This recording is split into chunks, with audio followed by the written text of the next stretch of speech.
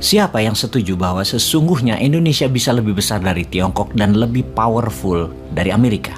Siapa yang ketika pertanyaan ini diajukan menyalahkan bahwa Indonesia tidak akan mampu karena pemerintahnya korup dan masyarakatnya apatis, masyarakatnya tidak punya kemampuan, juga mengatakan Indonesia tidak akan bisa maju dengan memberikan banyak alasan lainnya? Anda yang mengatakan hal tersebut dinamakan kaum penuduh, blamer. Bagi para blamer, ahli penuduh dan ahli penghakiman, silahkan Anda melakukan apa yang menjadi keterampilan Anda, bahkan beberapa pakai ayat untuk menuduhnya. Tapi bagi New Mind tetap tidak akan terpengaruh demi membuat semua orang memahami arti bernegara yang benar dan menyadari kekuatan Indonesia sesungguhnya berada di atas Tiongkok dan berada di atas Amerika. Kita tahu bahwa sampai pejabatnya saat ini pun terbelenggu langkahnya karena begitu terkagum-kagum dengan Tiongkok dan dengan Amerika, hingga otak dan tindakan mereka menjadi sangat takut dan manut dengan dua negara tersebut. Yang ditiru adalah perintah dari dua negara tersebut, bukan sistem yang positif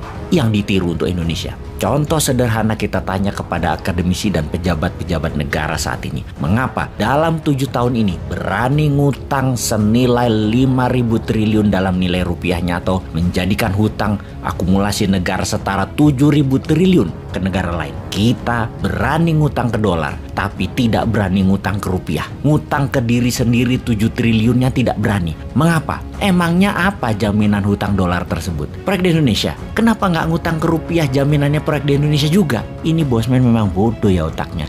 Ilmunya cetek kali ya, sehingga sulit memahami hutang dolar senilai 7.000 triliun adalah yang benar, bukan hutang ke rupiah ke negara sendiri yang terbenar. Atau pejabatnya memang ngerti bahwa kita bisa ngutang ke rupiah, bisa ngutang ke diri sendiri, tapi karena ada doktrin di kepalanya, ada benefit apalah gitu untuk dirinya, atau ada pemahaman yang dipropagandakan sudah masuk ke kepalanya hingga hutang dolar tidak bisa ditawar lagi. Hutang dolar adalah wajib. Sehubungan dengan itu, setelah kita sering menceritakan ancaman dari pinjaman hutang proyek dari Tiongkok, kita akan mendiskusikan tentang Amerika sekarang. Amerika dan Tiongkok memang fasad atau tampak muka rumah mereka didesain terlihat keren, mewah, anggun, mengagumkan, dikelilingi satpam dengan senjata lengkap, dengan segala macam fasilitas yang ada. Kita dibuat kagum dengan fasad dan eksterior Tiongkok dan Amerika tersebut. Halaman depan rumah kedua negara tersebut keren, namun di dalamnya atap jebol, saluran air mampet, pengap, dan banyak keburukan lainnya yang tidak diketahui ada di sana.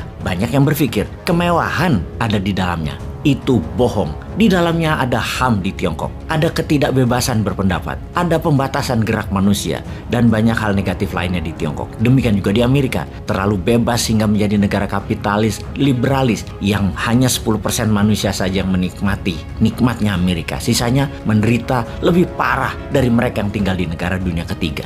Kita akan bahas bubble-nya Amerika yang setiap saat meledak. Kita bahas agar kita mendapatkan pemahaman bahwa sesungguhnya untuk membuat Indonesia menjadi negara nomor 1 adalah sekarang masanya. Kita akan membahas 7 hal yang membuktikan bahwa Amerika hidup di dalam bubble yang siap meletus dan dibungkus dengan American movie, yang dibungkus dengan American song, dan dibungkus dengan American politician yang mengatakan bahwa Amerika adalah the greatest country in the world. Sekali lagi, kita fokuskan perkataan bubble yang dibungkus. Namun kenyataannya ada 7 masalah serius yang terjadi di Amerika sejak dulu dan sudah mendekati puncaknya untuk meledak saat-saat ini. Untuk itulah video ke depan kita akan membahas 7 alasan yang membuktikan bahwa Amerika bukan the greatest country in the world. Siapa yang mengatakan Amerika negara terbesar di dunia? Yang mengatakan adalah diri mereka sendiri, klaim mereka sendiri, sistem mereka sendiri dengan dibungkus oleh film Hollywood utamanya. Film seperti Top Gun, Transformer, American Sniper, Pearl Harbor, Independence Day, semacam itu mengagungkan kekuatan militer Amerika dan mensahkan kekerasan Amerika. Film Hollywood juga membingkai cara dunia melihat bangsa lain. Film Hollywood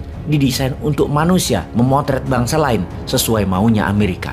Karakter Rusia misalnya dikatakan sebagai orang yang bengis dan dingin.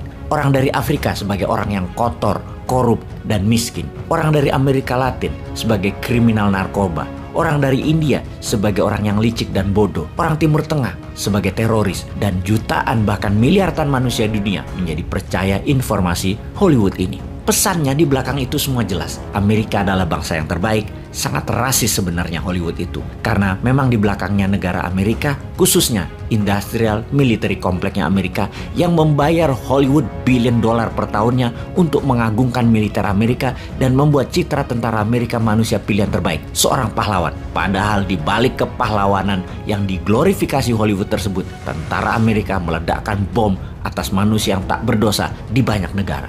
Demikian juga sisi musik, lagu-lagu mengagungkan Amerika disebar ke seluruh dunia, mencitrakan Amerika negara terbaik, negara orang pemberani, negara bebas, dan semuanya bisa terjadi di Amerika. Semua itu berciri ada bendera Amerika melambai perlahan di video-video mereka. Tetapi kenyataannya, Amerika di dalam negerinya banyak kegagalan parah di banyak masalah keseharian. Untuk itu sekali lagi, kita akan mengurai 7 hal yang membuktikan Amerika bukan negara terbesar di dunia. Untuk apa serial ini dibuat? Karena inilah masa peluang Indonesia mengambil alih demi kesejahteraan masyarakat Indonesia juga dunia. Wah, ini ora.